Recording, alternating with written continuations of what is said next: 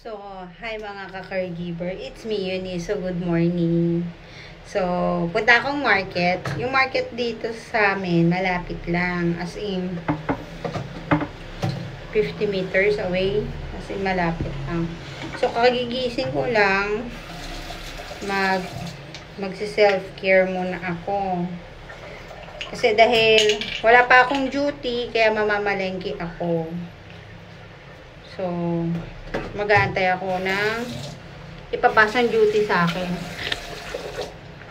So, dahil wala nga akong duty, mamamalengke ako, magluluto ako. Tapos na ako mag-toothbrush.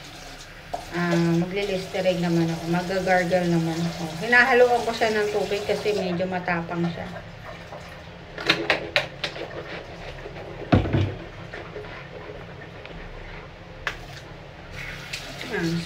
Mag-facial wash naman ako.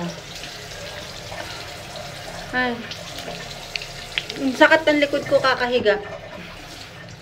Yan, ganyan lang. Sasakit likod mo kakahiga.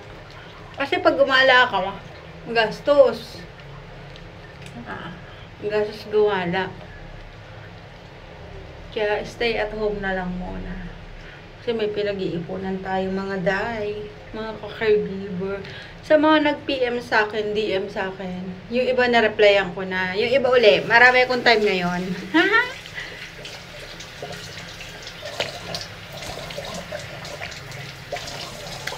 So, sa mga nagtatanong, anong ginagamit kong skincare, Beauty Bolt po ang ginagamit ko.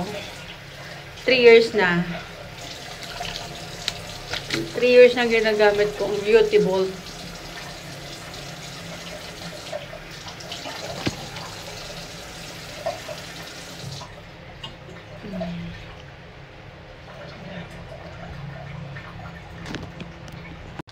So, nakapagsukulay na ako. Maglalagay naman ako ng sunscreen. Hindi na ako magkikilay kasi palengkila naman ako. So, itong sunscreen by Beauty Bolt. Yan ang ginagamit ko, tsaka Olay. Siyempre kahit lalabas tayo dapat kailangan naka-protection pa rin tayo. Gano'n. Samahan nyo ako sa palengke. Pakita ko sa inyo yung palengke dito sa amin.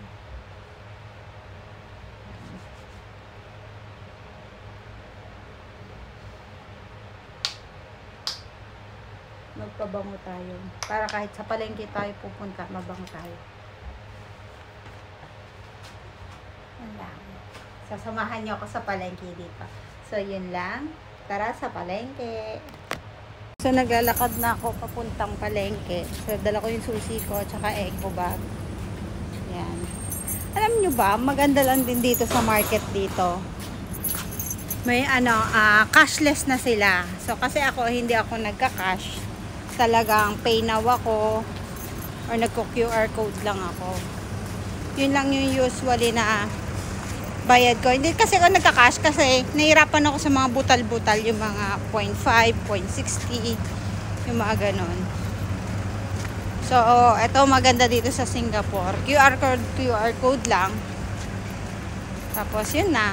Parang GCash lang. Hindi mo na kailangan magdala ng cash.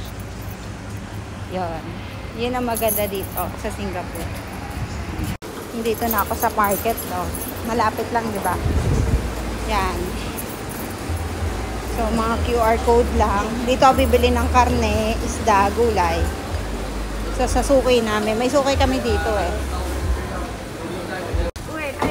Makakanin. Ayan, makakanin yan. So, may bumibili dito. Yan, hindi magulayan section. Malinis dito, oh.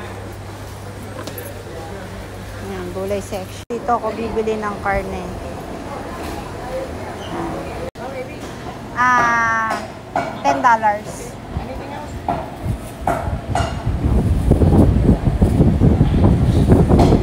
So, ayan yung QR code. Magbabayad ang QR code dito. No. $10. Tapos bibili naman tayo ng gulay. Ihahalo natin dito. Gusto ko laga lang siya. Tapos bibili tayo ng prutas din. Lalaga ko lang to.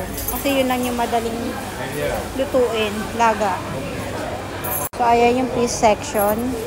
Seafood yan. Mga hipon. So, punta naman tayo sa gulayan. Gulayan. Dito tayo sa suki namin. Dito kami laging bumibili. Ni hao! Chawaan. How much? $3? Ow.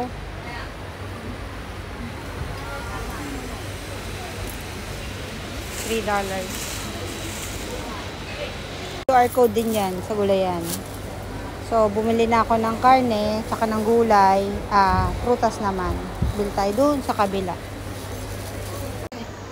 Prutasan section. Bili tayong prutas. Saging o apple, mangosteen, pwede din.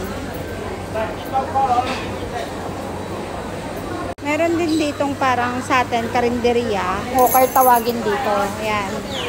Pwede ka bumili dito sa mga hawker ng pagkain. Maraming kumakain dito.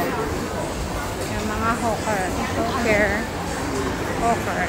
Ang mahal ng prutas, dun na bibili sa usually na binibilihan namin. Mura ang mangosteen dun eh. $3 lang. Dito is $6 per kilo.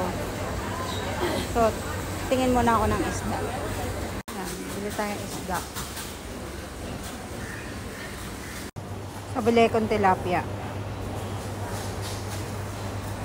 Balikan ko yung tilapia na pinalinis ko. Kasi may dami pa nakapila. Ngayon, maghahanap ako ng soya milk. Dito sa hawker. Kasi gusto ko minom ng soya. Masarap kasi soya dito. Pero maghahanap ako. Meron sila. Soya milk with pearl. Yeah, make it big. Big. Okay. So, tapos na ako mamalengke. Uuwi na ako. So, nakabili na ako ng soya. So, nakabili na rin ako ng isda, karne, gulay. Yan. Uuwi na ako at magbe-breakfast na. So, yan ang isa sa mga buhay ng OFW dito sa Singapore. So, yun lang. Ingat kayo and God bless.